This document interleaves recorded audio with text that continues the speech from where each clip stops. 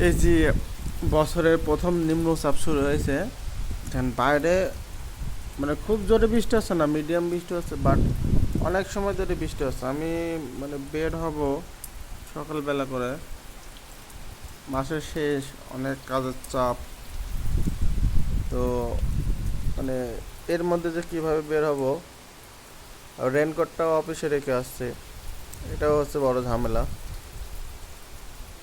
ভাবলাম আজকে একটু সকাল সকাল করে যাব।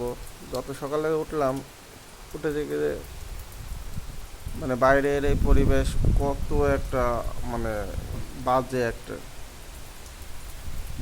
মানে এই যে দেখেন কি পরিমাণ বাতাস, মানে প্রচুর প্রচুর বাতাস হচ্ছে, প্রচুর ঝড় হচ্ছে। মানে ঝড় এবং বৃষ্টির পরিমাণও ভালোই এখন বাড়ছে, কিছুক্ষণ আগে কম ছিল আসলেই। তো আজকে কয়দিন, আজকের পরিবেশটা এমনই যাবে আসলে, তারপরে কিছু করার নাই।